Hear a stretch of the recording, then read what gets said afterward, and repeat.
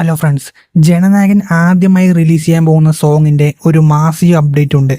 അതുപോലെ ലിയോ കേരളത്തിൽ സെറ്റ് ചെയ്ത് വെച്ച all time weekend record Empuraan തകർത്തോ, എങ്ങനെ, എത്ര എന്നതിന്റെ കാര്യങ്ങൾ പറഞ്ഞിട്ട് നമുക്ക് പോകാം. എമ്പുരാൻ വലിയ വിവാദമായി പോകുന്ന ചിത്രമാണ്. നിലവിൽ എവിടെ നോക്കിയാലും എമ്പുരാനാണ്. സത്യം പറഞ്ഞാൽ ഈ മിക്സ്ഡ് റെസ്പോൺസ് ഒന്നും പടത്തിനെ ബാധിക്കാത്തത് ഈ വിവാദം വന്നതുകൊണ്ടാണ്. അതിനുശേഷം കേരള ബോക്സ് ഓഫീസ് കത്തിക്കേറുകയാണ്. ലിയോ കേരള വീക്കെൻഡ് റെക്കോർഡ് തകർത്തോ ചോദിച്ചാൽ അതിൽ സംശയമില്ല, തകർത്തെറിഞ്ഞിരിക്കുന്നു. ലിയോകളും 10 കോടിക്ക് മുകളിലാണ് വീക്കെൻഡ് റെക്കോർഡ് കേരളത്തിൽ എമ്പുരാൻ ഇട്ടിരിക്കുന്നത്.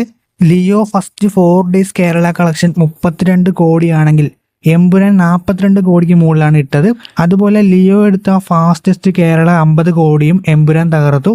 ലിയോ കേരളത്തിൽ 10 ദിവസം കൊണ്ടാണ് 50 കോടി നേടിയതെങ്കിൽ എമ്പുരാൻ 5 ദിവസം കൊണ്ട് തന്നെ കേരളത്തിൽ 50 കോടി കിട്ടി.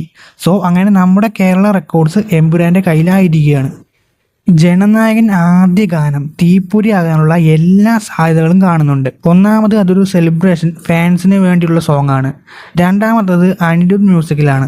മൂന്നാമത്തത് മാസ്റ്റർ ലിയോയ്ക്ക് ശേഷം വിജയ് സിനിമയ്ക്ക് സോങ് ലിറിക്കിന് വേണ്ടി വിഷ്ണു എടവം വരുന്നതും വൻ പ്രത്യേകതയാണ്. അതുകൊണ്ട് തന്നെ ലിറിക്സൊക്കെ വൻ സംഭവമാകും. അനിരുദ്ധ് വിഷ്ണു എടവൻ കോംബോ ഇതുവരെ നിരാശപ്പെടുത്തിയിട്ടില്ല. ലാസ്റ്റ് ഇറങ്ങിയ വിടാമൂർച്ചി 10 കിറ്റ് സോങ് കിടിലൻ ലിറിക്കും അതിന് മേച്ചായ സോങ്ങുമായിരുന്നു.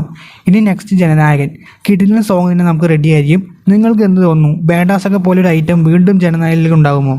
റിലീസ് ചെയ്യുന്നവരെ നമുക്ക് വെയിറ്റ് ചെയ്ത് തന്നെ നോക്കേണ്ടി വരും. എന്തായാലും കിടിലൻ സോങ്ങിനെ ആകുമെന്ന് തന്നെയാണ് എല്ലാവരും വിശ്വാസം. അപ്പോൾ നിങ്ങൾക്ക് എന്ത് തോന്നുന്നു? കമൻറ്റ് ചെയ്യുക. താഴെ ലൈക്ക് ബട്ടണും ഷെയർ ബട്ടണും ഇടുക. സൈഡിൽ സബ്സ്ക്രൈബ് ബട്ടണും ബെൽ ബട്ടണും തെറ്റൊക്കൊള്ളായിരുന്നു. ഇന്ന് തന്നെ മറ്റൊരു വീഡിയോ ആയിട്ട് നമുക്കിനി കാണാം.